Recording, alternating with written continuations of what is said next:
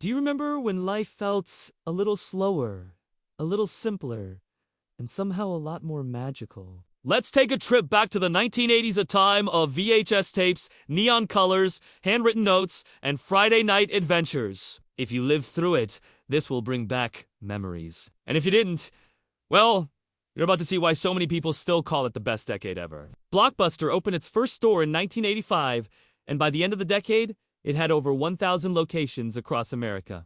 Friday nights meant piling into the car, heading to the bright blue and yellow store and browsing aisles of VHS tapes hoping your movie wasn't already rented out. You'd pick your film, grab a box of Milk Duds at checkout, and pray the last renter had rewound the tape. If not, you'd spend the first few minutes of your movie staring at the little red rewind light on the VCR.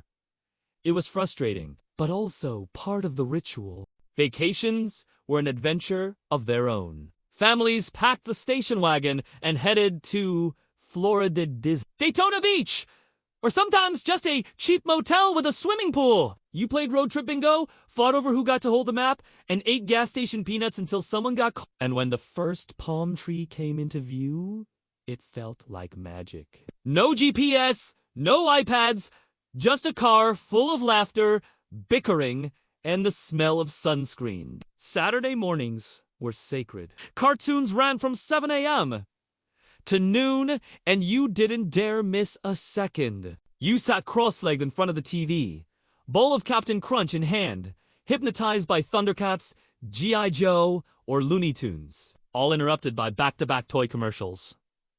That was your quiet time, your sanctuary, and nobody messed with it. Compare that to today's kids with streaming. They can watch anything, anytime. But somehow, it doesn't feel as special as waiting all week for Saturday morning cartoons. Recording songs off the radio was an art form. You sat by the stereo with your finger on the pause button, waiting for the DJ to finally stop talking. If you nailed the timing, you felt like a genius. If you missed it, you had Casey Kasim's voice talking over the intro of Take On Me for the 100th time. But that cassette mix, full of little imperfections, meant more than any perfect playlist today. McDonald's launched Chicken McNuggets in 1983, and America never looked back. Dipped in BBQ or honey mustard, they were crispy, addictive, and just the right size for sneaking one out of the box before the kids noticed.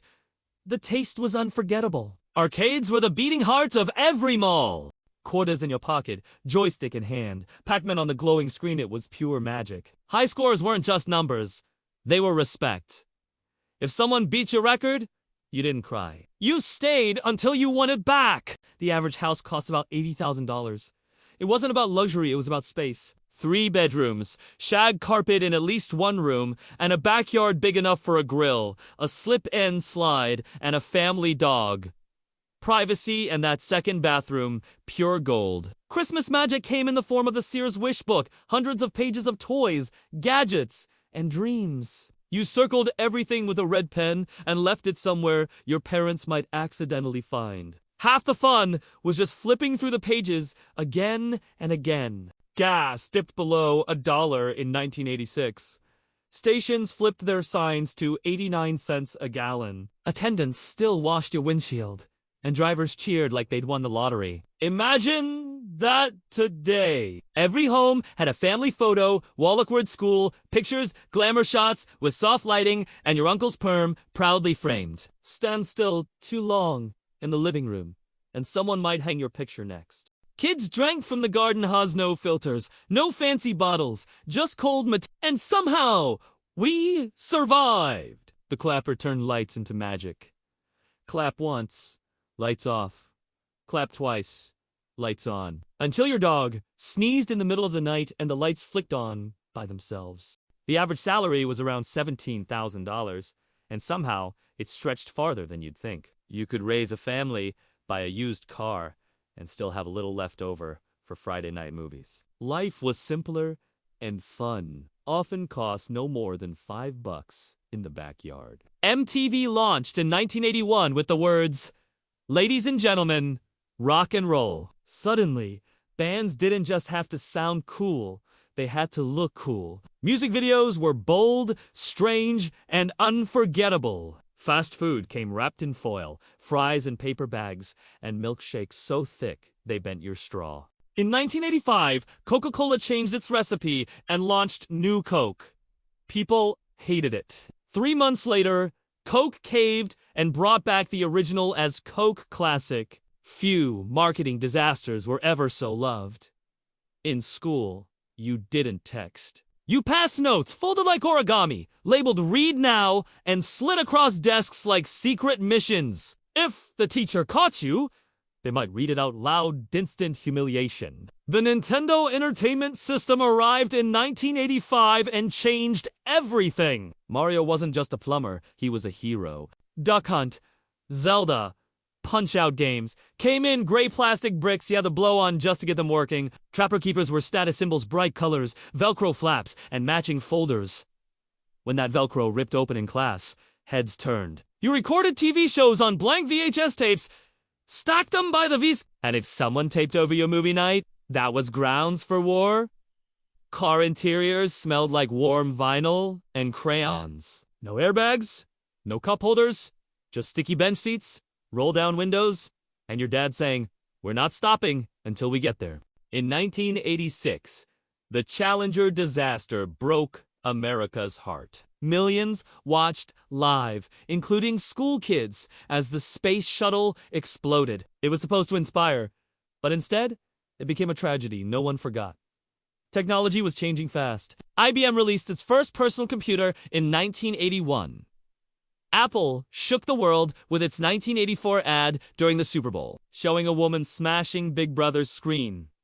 It only aired once, but it made history. Still, computers couldn't beat the thrill of playing Tetris on a Game Boy in the late 80s. Every living room had a giant wood-paneled TV with rabbit ears you wrapped in foil for better reception. Sometimes you had to smack the side just to make the picture stop jumping. Microwaves changed dinner forever. Suddenly you could zap a Salisbury steak in minutes or reheat coffee with the push of a button. Reagan's voice and optimism filled the airwaves. Whether you agreed with him or not, he was everywhere. Cabbage Patch Kids caused riots in toy stores.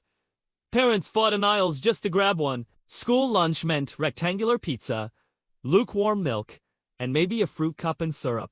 And somehow, it was still the highlight of the day. Summer meant Kool-Aid in a sticky Tupperware pitcher poured by the scoop, not by measurement. Roller rinks were packed with disco lights and Madonna on repeat. If you held someone's hand during the slow song, you were basically dating. Boom! Boxers blasted Run, DMC, on cassette until the batteries died. Swatch watches, jelly shoes, neon socks, crimped hair fashion was loud, bold, and unforgettable. Trivial Pursuit took over living rooms. Rubik's Cubes drove people insane. Answering machines recorded your life on tiny cassettes. Payphones lined every corner, costing $0.25 per call. Shopping malls weren't just stores, they were teenage kingdoms. Orange Julius in hand, Walkman on your belt. You ruled the place. Photos took days to develop, and the envelope of glossy prints was pure treasure. Cash ruled the 80s. Nylon Velcro wallets ripped so loud, you felt rich every time you opened them. Stickers covered everything. Lunchboxes, binders, even mirrors. Mall food courts were weekend hangouts. Movies defined the DKDT, Ghostbusters, Back to the Future, Top Gun, Indiana Jones. They weren't just films. They were cultural moments. If you missed them in theaters, you waited years to see them on TV. No streaming, no downloads, just patience. At school, pencil sharpeners squealed on the wall. Chalk dust filled the air. And every classroom smelled like peanut butter sandwiches. Pencils had erasers shaped like ice cream cones. Your fridge had alphabet magnets. Halloween meant pillowcases full of candy and plastic masks that fogged up when you breathed. By the late 80s, The Simpsons debuted as shorts, and Full House taught America to say, "You got it, dude." Christmas meant one showing of Rudolph or Frosty. Miss it, too bad. And when Michael Jordan signed with Nike in 1984, sneakers weren't just shoes anymore, they were status. You memorized phone numbers? Weather reports came from a guy pointing at a map with a stick. Jane Fonda workouts turned every living room into a gym. Sunday nights meant the Disney movie of the week. Pajamas on, popcorn ready. First dates happened at the mall food court. If it ended with a kiss, you were walking on air. People met at school, church, or through friends' no apps. Just courage. Life felt more unpredictable, but also more real. And that's the magic of the 1980s. A time when fun was cheap. Memories were priceless, and every day felt like a new adventure. So, what's your favorite memory of the 80s? Was it Saturday morning cartoons, roller rinks, or that first Nintendo game? Let me know in the comments, and if you're ready for another trip back in time, click the video on your screen now for 100 forgotten things from the 1950s. Trust me, you don't want to miss it.